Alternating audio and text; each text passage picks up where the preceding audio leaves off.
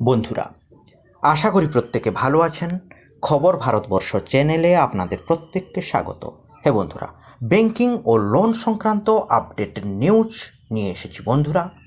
আজকের বিভিন্ন দৈনিক নিউজ বাংলা পত্রিকায়, এছাড়াও আনন্দবাজার পত্রিকায় অত্যন্ত গুরুত্বপূর্ণ নিউজ, মোরাটোরিয়াম, কিস্তি স্থগিত এবং নতুন করে ঋণ পাওয়া নিয়ে কি জানিয়েছেন কেন্দ্রীয় অর্থমন্ত্রী নির্মলা সীতারমণজি, সেই সংক্রান্ত গুরুত্বপূর্ণ news.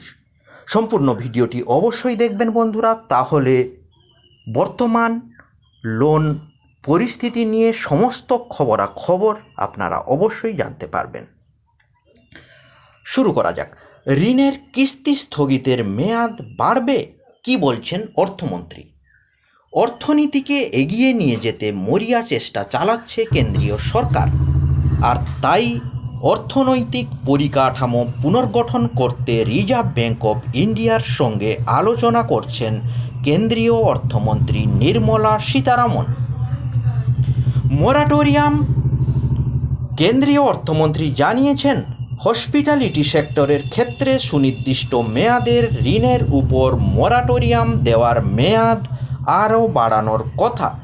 Federation of Indian chamber of commerce and ইন্ডাস্ট্রির সভায় নির্মলা বলেন, আমি বুঝতে পারছি যে করোনা প্রভাব কাটিয়ে এখনও পুরোপুরি স্বচ্ছন্দের জায়গায় পৌঁছতে পারেনি হসপিটালিটি সেক্টর। সেই কারণে আমরা এই বিষয়ে আরবিআইয়ের সঙ্গে আলোচনা করছি এবং এই বিষয়ে দ্রুত পদক্ষেপ নেওয়ার লক্ষ্যে এগোচ্ছি। এই সেক্টরের জন্য আমরা মোরাটোরিয়াম পিরিয়ডের মেয়াদ আরও বাড়ানোর বিষয়ে ভাবছি। অত্যন্ত গুরুত্বপূর্ণ নিউজ বন্ধুরা, অর্থাৎ মোরাটোরিয়াম পিরিয়ড কিন্তু বাড়বে জানাচ্ছেন স্বয়ং কেন্দ্রীয় অর্থমন্ত্রী নির্মলা সীতারামনজি। উচ্চ পর্যায়ের প্যানেল গঠনের কথা নিয়ে সীতারামন জানান, আমরা ডেভেলপমেন্ট ফাইন্যান্সিয়াল ইনস্টিটিউশন খোলার বিষয়ে আলোচনা করছি। এই সংস্থা গঠিত হলে তার ফ্রেমওয়ার্ক কেমন হবে তা নিয়ে আলোচনা বাকি রয়েছে। মহামারীর কারণে হোটেল খাতে ব্যাপক ক্ষতি হচ্ছে। ভারতের হোটেল অ্যাসোসিয়েশন লোকসানের বিষয়ে জানাচ্ছে, দেশের ভ্রমণ খাতে 90% চাহিদা পড়ে গিয়েছে। এই সেক্টরে সংগঠিতভাবে অন্তত 45 মিলিয়ন জন মানুষ কাজ করেন দেশ জুড়ে। এই মন্দার জেরে তাদের অন্য সংস্থানও এখন কঠিন হয়ে পড়েছে। তবে এই মোরাটোরিয়াম পিরিয়ডের মেয়াদ বাড়ানো নিয়ে এইচডিএফসি বা অন্যান্য ব্যাংকগুলির মধ্যে বিতর্ক চলছে। পাশাপাশি আরবিআইকে তারা জানিয়েছে এই মেয়াদ যাতে আর না বাড়ে তার দিকে লক্ষ্য রাখার কথা। এরপরে আমরা চলে আসব আনন্দবাজার পত্রিকায়। কেন্দ্রীয় অর্থমন্ত্রী নির্মলা সীতারামনজি কি জানিয়েছেন? শোধ হবে তো সংশয়ে ব্যাংক, অর্থাৎ যে ঋণ নিয়েছেন ঋণ গ্রহীতারা, সেই ঋণ কি আদৌ শোধ হবে?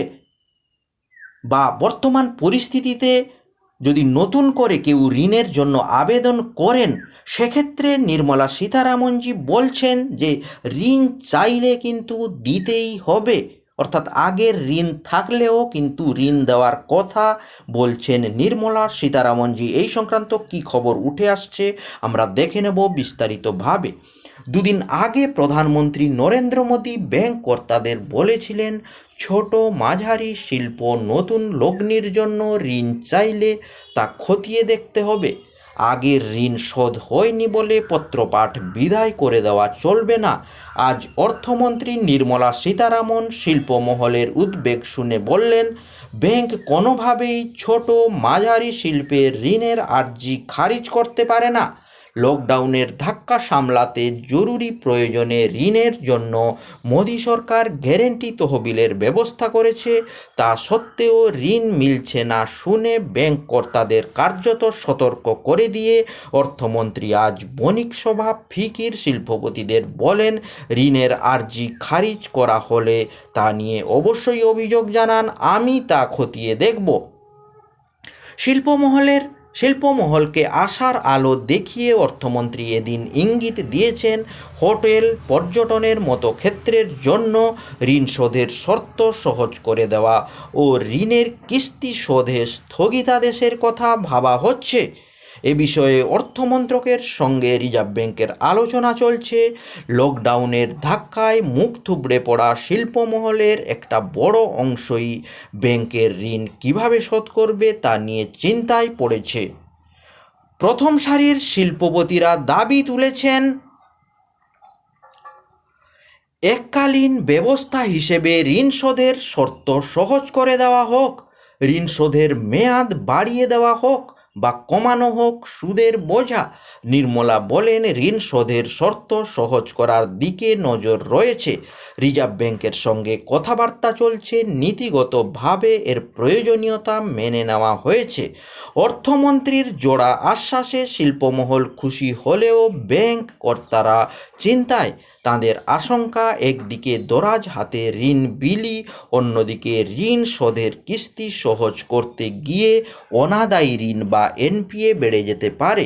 রিজার্ভ ব্যাংক ইতিমধ্যেই আশঙ্কা প্রকাশ করেছে 2021-এর মার্চে এনপিএর হার 12.5% পৌঁছে যেতে পারে, যা এবছরের মার্চে ছিল 8.5%। অর্থমন্ত্রক অবশ্য মনে করছে, লকডাউনের ফলে ব্যবসা বন্ধ হয়ে যাওয়ায় যেসব সংস্থা ঋণ শোধ করতে পারছে না তাদের জন্য এককালীন সুরাহা দিলে ফের অর্থনীতি চলতে শুরু করবে। আবাসনের মতো ক্ষেত্রে বাড়তি কিছু পুঁজি মিললেই ফের কাজ শুরু হতে পারে।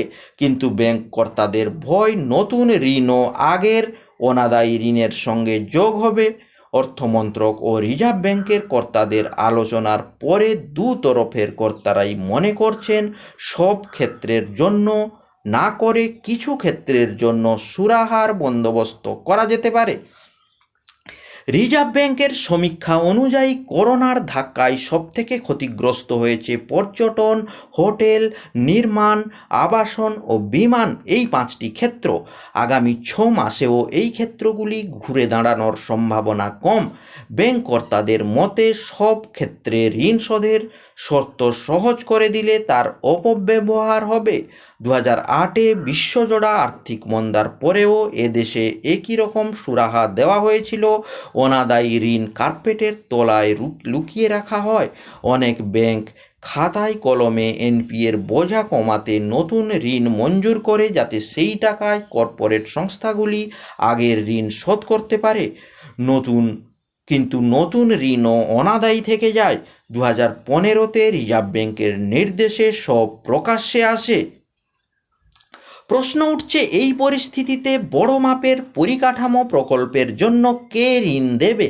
রিজার্ভ ব্যাংকের গভর্নর শক্তিকান্ত দাস এর আগে বলেছিলেন, শিল্পমহলকে টাকা জোগাড়ের নতুন রাস্তা খুঁজতে হবে, কারণ এনপিএর বোঝায় ব্যাংক ঋণ দিতে পারবে না।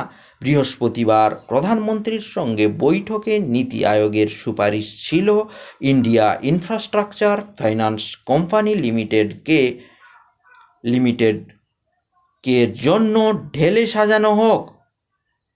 আজ শিল্পমহলের একই প্রশ্নে নির্মলা জানিয়েছেন, উন্নয়নমূলক পরিকাঠামোয় অর্থ জোগানোর সংস্থা তৈরির কাজ চলছে। তা কী চেহারা নেবে খুব শীঘ্রই জানা যাবে। অর্থাৎ অত্যন্ত গুরুত্বপূর্ণ নিউজ এখান থেকে উঠে আসছে বন্ধুরা, যে মোরাটোরিয়াম বা কিস্তি স্থগিত ব্যাপারটি কিন্তু বাড়ানো হবে এবং নতুন ঋণও পাওয়া যাবে বলে জানাচ্ছেন কেন্দ্রীয় অর্থমন্ত্রী নির্মলা সীতারামনজি। এই ধরনের আপডেট নিউজ পেতে অবশ্যই চ্যানেলের পাশে থাকুন। সবাইকে অসংখ্য ধন্যবাদ ও নমস্কার।